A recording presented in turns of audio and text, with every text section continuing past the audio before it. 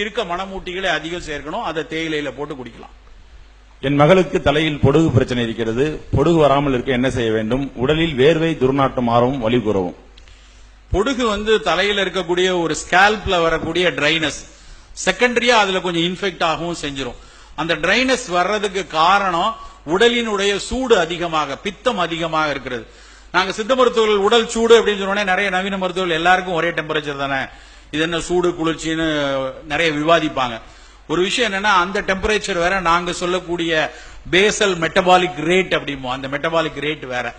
அந்த சூடு அதிகமா இருக்கும் போது தான் பொடுகு வரும். யார் அடிக்கடி தலைக்கு குளிக்கலையோ அவங்களுக்கு தான் பொடுகு அதிகம் வரும்.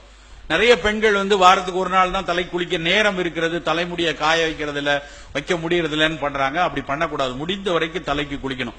குளித்தல் அப்படின்னாலே அது தலை குளிக்கிறது தான் பொருள். நிறைய சென்னையில எல்லாம் பாத்தீங்கன்னா பாதி பேர் கழுத்துக்கு இடுப்புக்கு தான் குளிக்கிறாங்க. தலையை மட்டும் வாஷ், ஹேர் வாஷ் அப்படிம்பாங்க. குளித்தல்ங்கிறதுக்கு பேர் அழுக்கு நீக்கிறது கிடையாது.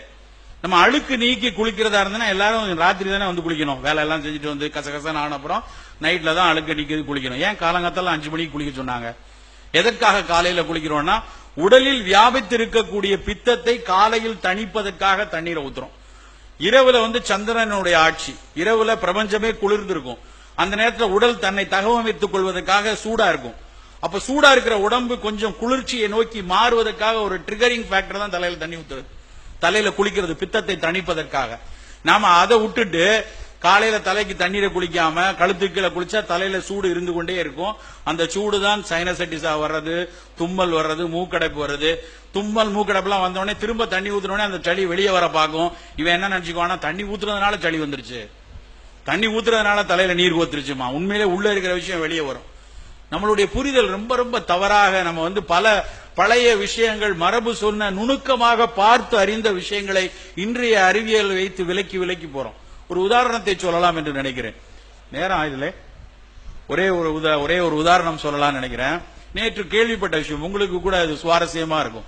நம்ம வீட்டுல காக்கா கரைஞ்சதுன்னா உடனே எல்லாம் என்ன சொல்லுவாங்க? யாரோ விருந்தாளி வருவாங்க அப்படின்னு சொல்லுவாங்க. எப்படி இந்த அறிவு வந்துச்சு? காக்கா கரைஞ்சதுன்னா விருந்தாளி வராங்கிறது எல்லாரும், நம்ம பாட்டி தாத்தா எல்லாம் சொன்ன விஷயம். ரொம்ப ஆச்சரியமாக இருந்தது. நான் நேற்று முன்தினம் ஒரு அறிஞர் பேசும்போது கேட்ட விஷயம் உங்களோடு பகிர்ந்து கொள்வதில் சந்தோஷமாக இருக்கிறது. காக்கா கரைஞ்சு, இப்ப நாய் கலைச்சதுன்னா சொல்லலாம் ஆள் வருது அப்படின்னு நம்ம புரிந்து கொள்ளலாம். ஏன்னா நாயை அப்படி பயிற்று வைத்திருக்கிறோம்.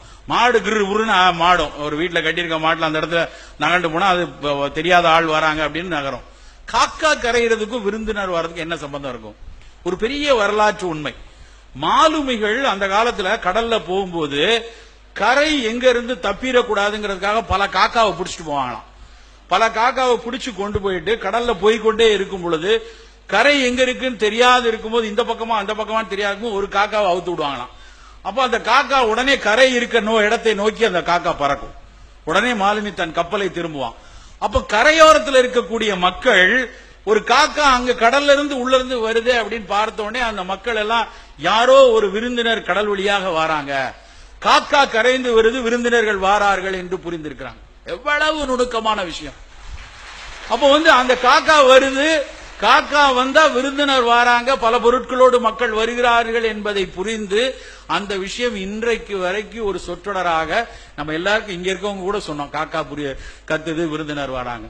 இப்படி பல நுணுக்கமான, பல ரொம்ப முக்கியமான விஷயங்களை நம்முடைய மரபு வைத்திருந்திருக்கிறது. தயவு செய்து மீண்டும் மீண்டும் சொல்கிறேன், மரபை கொஞ்சம் நுணுக்கமாக பாருங்கள், உற்று பாருங்கள், உதாசீனப்படுத்தாதீர்கள். அவையெல்லாம் மடமை அல்ல, அவற்றிற்கு பின்னால் நிறைய பொருள் இருக்கிறது. அதில் ஏதாவது சமூக அவலங்கள் இருக்கிறது, வேறு ஜாதிய அவலங்கள் இருக்கிறது, பண்பாட்டு சிதைவுகள் இருக்கிறதுன்னா அதை தூக்கி எறிஞ்சிடலாம். அறிவு அப்படித்தான் வேலை செய்யணும். அதற்காக மொத்தமா மரபை தூக்கி எறியதுங்கிறது தவறான ஒரு விஷயம். நேரம் கருதி இன்னும்